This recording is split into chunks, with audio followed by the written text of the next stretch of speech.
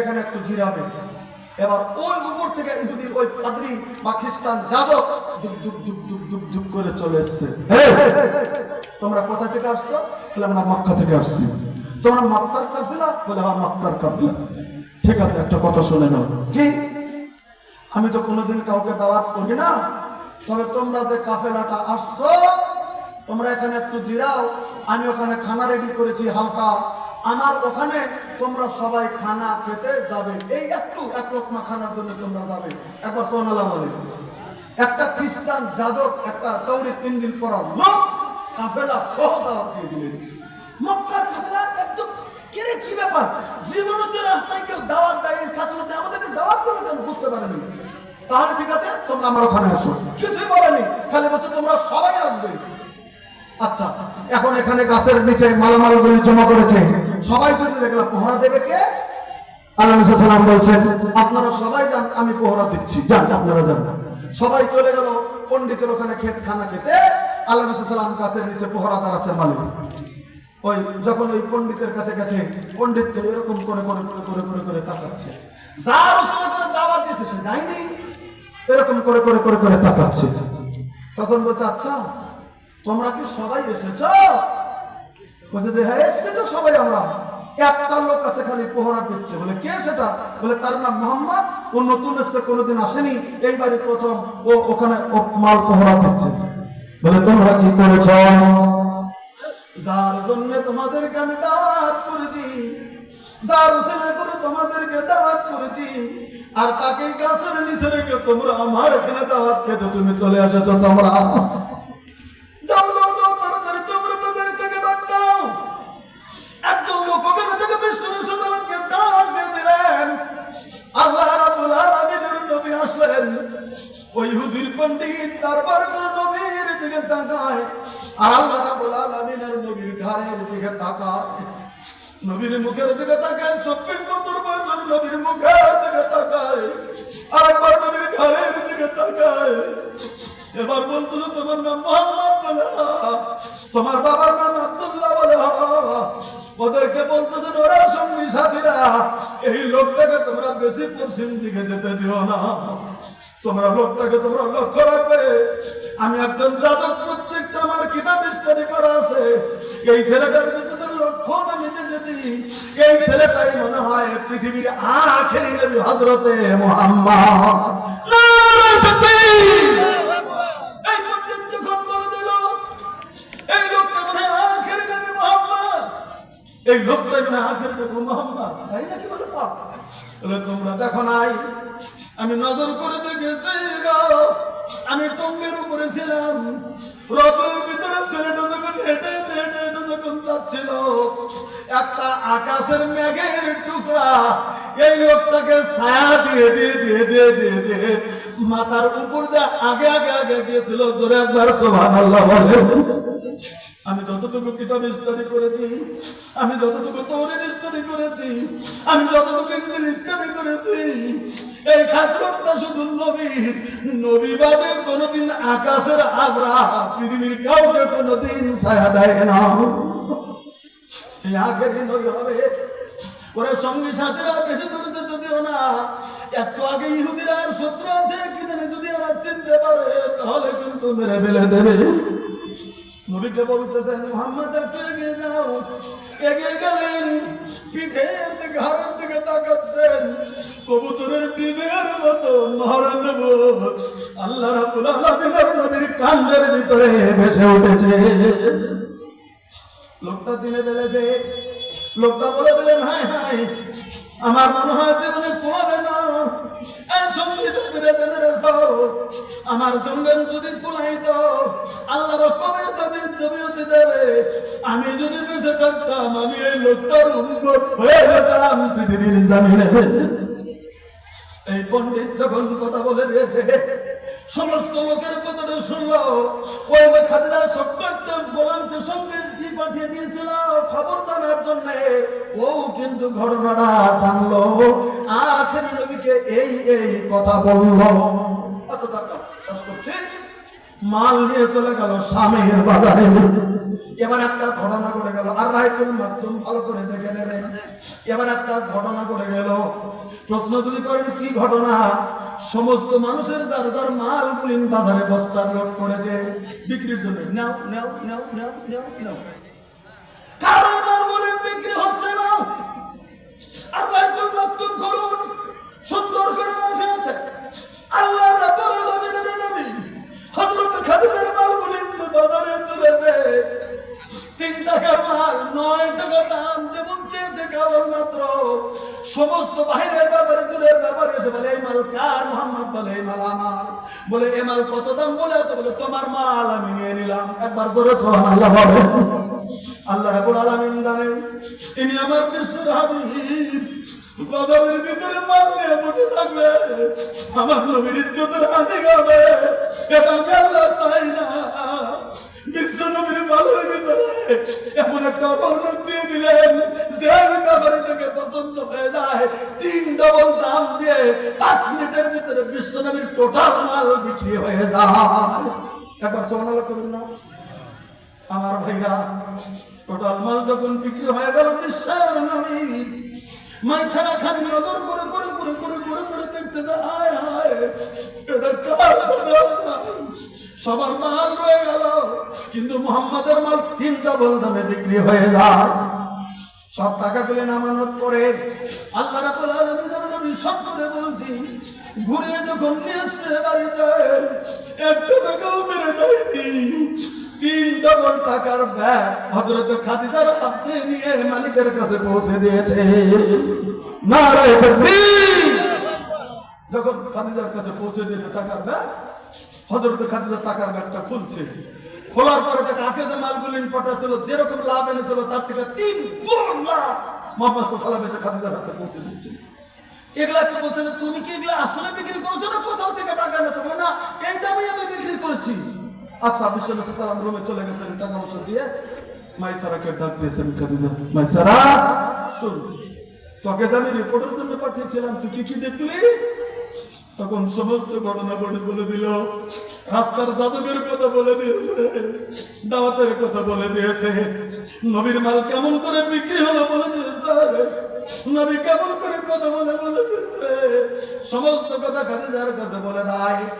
যখন খাদিজার কাছে বলে দিল, খাদিজার অন্তরের ভিতরে 24 বছর বিশ্ব নবীর কলিজার মহব্বতটা খাদিজার অন্তরের ভিতরে যেমন ছিদ্র হতে শুরু হয়ে গেল।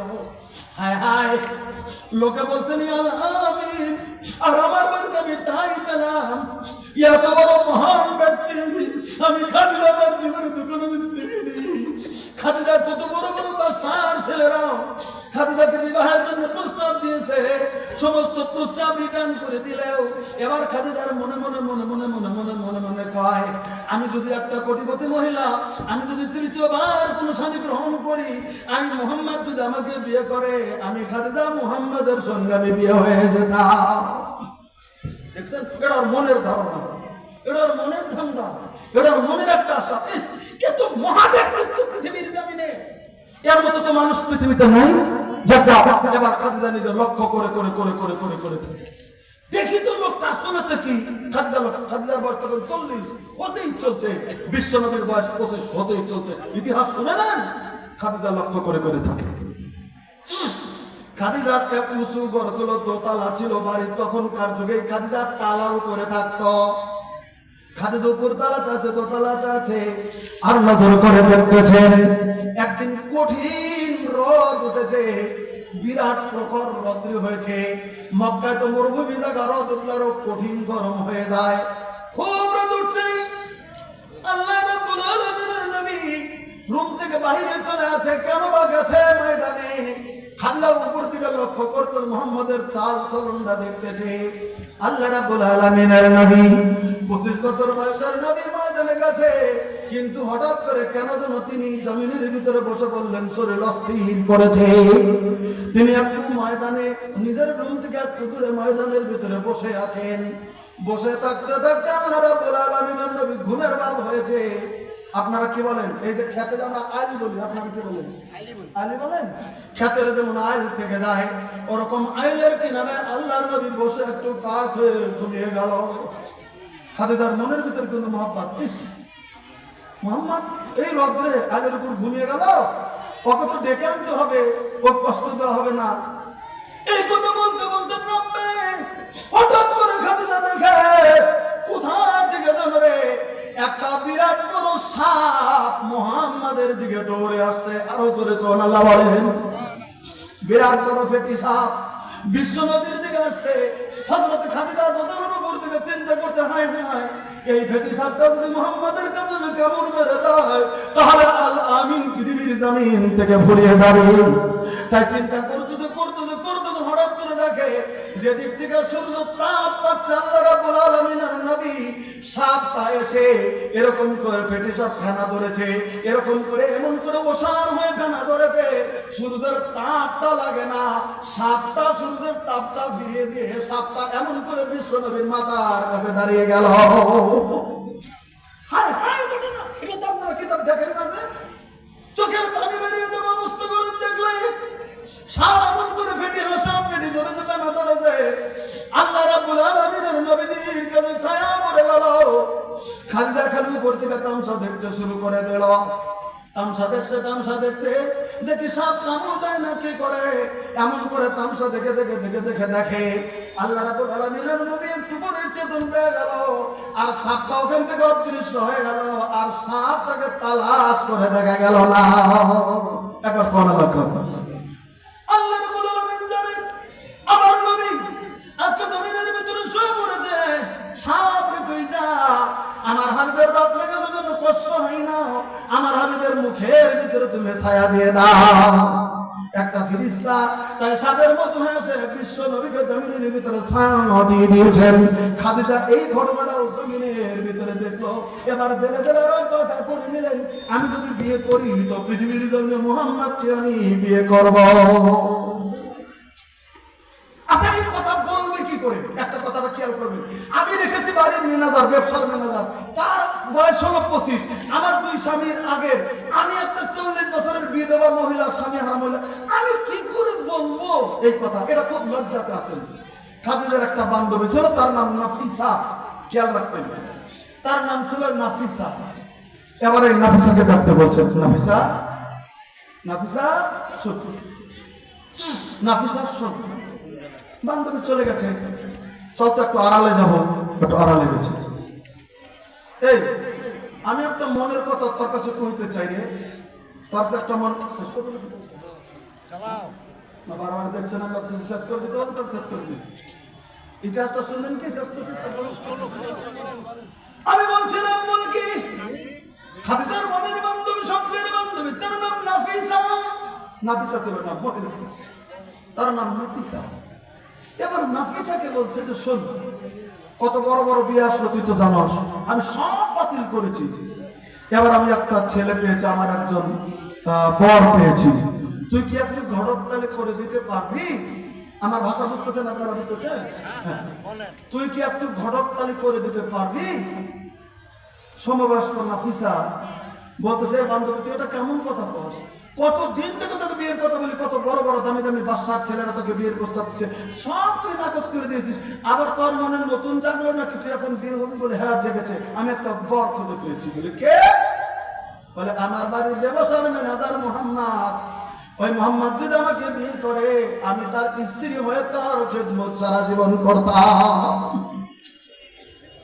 নাফিসা তখন মনে মনে হাসছে, এটা একটা কথা বললি, ওর বয়স 25, কি করে বলবো? তুই বলে দেখ যদি পারস আমার বিয়ে। এখন হাজার হলে কোটিপতি বান্ধবীর বান্ধবী একটা, আচ্ছা ঠিক আছে বলে দেখবো।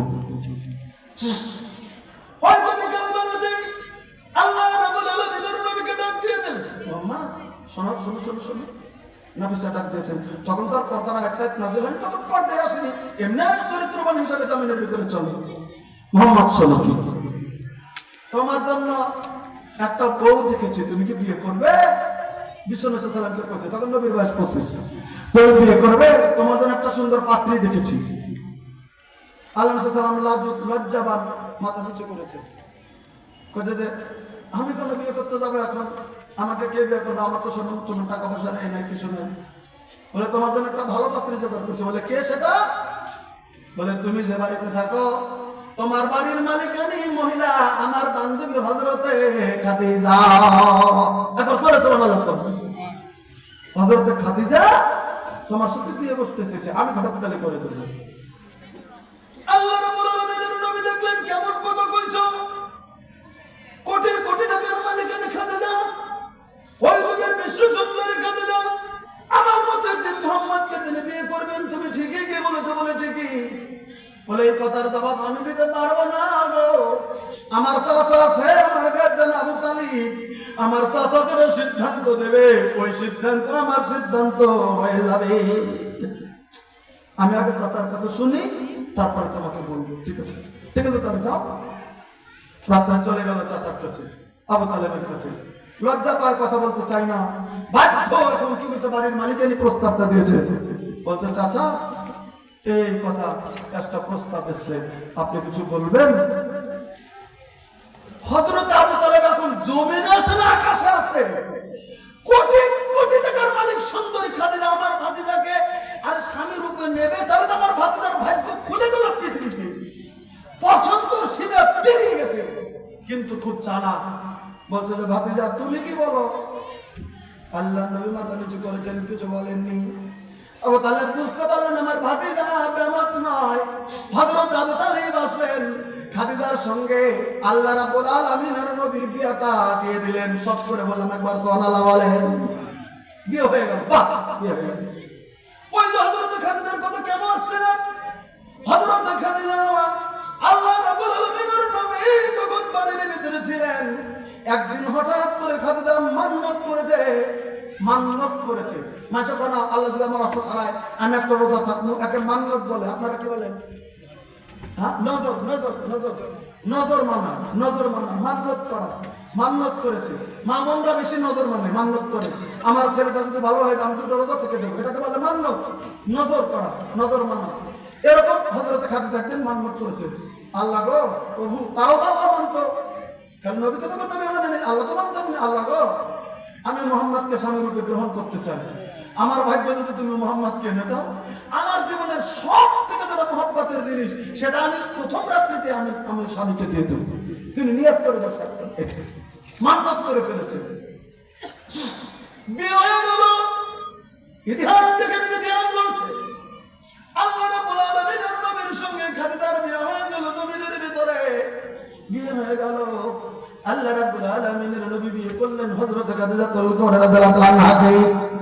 এতদিন ছিলেন আল্লাহ রাব্বুল আলামিনের নবী খাদিজার বাড়ির ব্যবসার ম্যানেজার, আজকে কিন্তু হয়ে গেছে খাদিজার স্বামী, বাড়ির মানুষ। কোন কথা ঠিক নয়? আল্লাহর নবীর প্রথম বিয়ে, খাদিজার আরো দুবার বিয়ে হয়েছিল, সব অভিজ্ঞতা আছে। তিনি করেছেন কি, খাদিজার রুমটা সুন্দর করে বাসর ঘর হযরতে খাদিজা রাদিয়াল্লাহু আনহা সাজিয়ে দিয়েছেন, সুন্দর করে বিভিন্ন ফুল দিয়ে। খুশির চোটে আমি মহামানবকে আমার স্বামী পেয়েছি। খুশির চোটে বাসর ঘর সুন্দর করে নিজেই হযরতে খাদিজার নাফিসা বান্ধবী মিলে সুন্দর করে সাজিয়ে দিয়েছেন। এতদিন আল্লাহ রাব্বুল আলামিনের নবী বাইরে রুমে থাকতেন, এবার কিন্তু আল্লাহ রাব্বুল আলামিনের নবীকে ডাক দিয়ে খাদিজার রুমের ভিতরে ডাক দিয়ে নিয়ে গেলেন। খাদিজার রুমের ভিতরে নিয়ে গেছে। রুমের ভিতরে গেলেন, বিভিন্ন সাজসজ্জা, ফুল, বিছনা, বিভিন্ন জিনিস দেখে আল্লাহ রাব্বুল আলামিনের নবীর মনটা একটু ভারী হয়ে গেল। নবীর চোখের পানি টলমল হয়ে গেল। হযরত খাদিজা বুঝতে পারলেন মুহাম্মদ আমার স্বামী আমাকে মনে হয় মনে মনে মনে মনে পছন্দ করে নাই, কারণ আমি 40 বছর বয়স্ক রমণী, আমাকে মনে হয় পছন্দ করে নাই, আমার প্রস্তাব অগ্রাহ্য করতে পারে নাই বলে আমাকে বিবি রূপে গ্রহণ করেছে। কতদিন থেকে মুহাম্মদকে দেখি মনটা ভালো, আর আজকে আমার রুমে ঢুকেছে, আজকে মনটা মুহাম্মদের জমিনের ভিতরে ভারী। এই কথা বলে গেলে আমাকে মনে হয় পছন্দ করেনি। তখন বলছে বাবু আমার সব দরদের স্বামী, আমার আপনার মনটা ভারী কেন? আমাকে কি আপনার পছন্দ হয় নাই? আমি এক স্বামী আমার মারা গেছে, আর এক স্বামী তালাক দিয়েছে, আমাকে মনে হয় আপনার পছন্দ হয় নাই। কতদিন থেকে আপনাকে দেখি, আপনার মন তো কোনোদিন আমি এত ভারী দেখি নাই। আজকে আপনার খুশি থাকার কথা, কিন্তু আপনার মনটা এমন কেন ভারী হয়ে গেছে? এমন ভারী কেন? হ্যাঁ, কি হয়েছে আপনার? আমাকে পছন্দ হয়নি? আল্লাহ রাসূল সাল্লাল্লাহু আলাইহি ওয়াসাল্লাম বলছেন, না, তোমাকে আমার যথেষ্ট পছন্দ হয়েছে। বলে তার আপনার মনটা ভার কেন? তখন বলছেন, খাদিজা, তুমি জানো না আমি পৃথিবীর জমিনে এমন একজন মানুষ, আমি এতিম মানুষ, আমি এতিম। আজকে তোমার মতো কোটিপতিকে বিয়ে করলাম। অন্য কোথাও যদি তোমার বিয়ে হয়ে যেত, তোমাকে কোটি কোটি টাকার সোনার রূপা সমস্ত কিছু তোমাকে দিয়ে তোমাকে খুশি করতো। কিন্তু আমি এতিম, আমি তোমার বাড়ির ব্যবসা নেবে না। যা আমার কাছে তেমন কোন সোনার রূপা নেই, টাকা পয়সা নাই। আজকে বাসর ঘরে ঢুকে তোমাকে একটা বড় বড় বন্ধু তোমার মনটা আমি সাজিয়ে দেব। আমি তো গরিব, আমি তো ইতিম, আমি তোমাকে কি দেব? আল্লাহ রাব্বুল আলামিনের নবীকে তখন খাদিজা জবাব দিয়ে দিলেন, ও আমার দরদের স্বামী, না না না না, এই কথা আপনি ভাবেন না। আপনি যদি এই কথাই ভেবে থাকেন আমি হযরত খাদিজা সব কিছুকে সাক্ষী রেখে, প্রভুকে সাক্ষী রেখে বলে দিলাম, এই যে যত আমার সম্পত্তি আছে এই মুহূর্তে আমি আপনার নামে দান করিয়া দিলাম। স্বামী গো, আমাকে শুধু আপনি একটা ফকিরের মর্যাদা দিয়ে আপনার পায়ের তলে একটু জায়গা দিয়ে, তাই আমি জমিনের ভিতরে ধন্য হয়ে যাব। দেখলেন, খাদিজা বলে দিলেন সেদিন। তখন নবী একটা কথা বলেছেন, খাদিজা তুমি জানো না